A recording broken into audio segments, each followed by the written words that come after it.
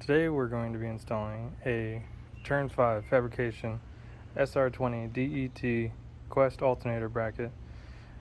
The tools you're going to need is going to be ratchet wrench, 14 millimeter, 13, 10, 8. You're going to need a pick to get this E-clip off, and you're going to be retaining the lower bolt, so the pivot, and the adjuster.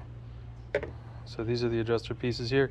I am installing a M5 bolt where the factory alternator bracket bolts to the lower intake plenum. And this is the new Quest Alternator. It still needs the holes drilled out. These holes need to be drilled out so that this bolt can pass through them. This hole needs to be drilled out and shortened. So this nub right here needs to be shortened down because the Quest alternator is thicker than the SR alternator. So this is what has to pass through it. And it sits about here, which is not enough thread engagement, so it has to be trimmed. All right, let's get the old bracket out of the car and this new bracket in. So you're gonna wanna remove your alternator first, and you're gonna wanna do that by loosening up the lockdown nut and going ahead and back off the tensioner bolt. And then you're going to remove the nut, the 14 millimeter nut off the back of the pivot bolt. And then you're going to go ahead and remove your alternator. It's going to be should be about a 10 millimeter and an 8 millimeter nut and bolt on the back to get your power wires off, and then unplug your electrical connection from there. And next, you're going to get your mounting bracket off, which is these two 12s, and go ahead and take this 112 off. It's right here on the side of the intake manifold. And I'm going to go ahead and take it off. So you have your lockdown nut, you have your tensioner bolt, and you actually have the tensioner itself. So what this is your circlip or E-clip, whatever you want to call it.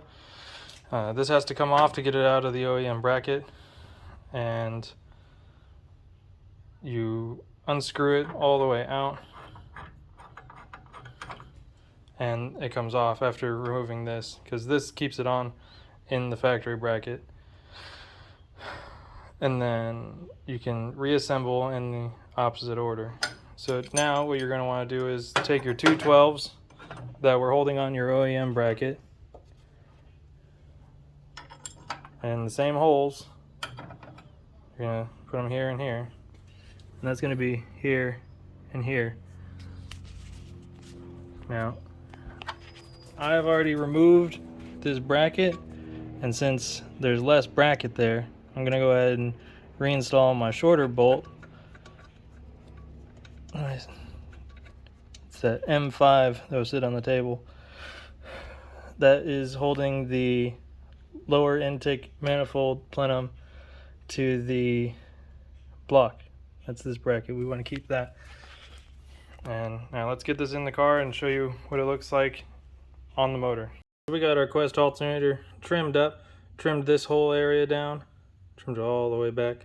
So this is going to actually give us clearance for our bracket, our tensioner bracket, and the front side has been trimmed back as well. So our power stud coming off the alternator is physically larger than the SR one.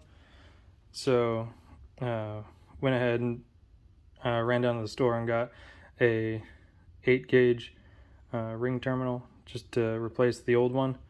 And everything else should just bolt on up. Let's go ahead and get this in. Quest alternator is in, new bracket is in, and factory belt and tensioner are in. Had to finagle a little with the two mounting bolts. Had to take them out to get the belt on. But after the belt was on, these bolts lined right back up. I think I didn't trim enough on the back side of the alternator, like in between the bolts, and the crescent moon shape for the tensioner is touching the body of the alternator. This is a big alternator, friends. But other than that, we got the belt tensioned up using the factory tensioner, and Yeah, that's a pretty big deal using this bigger alternator. But, alright, catch you guys around.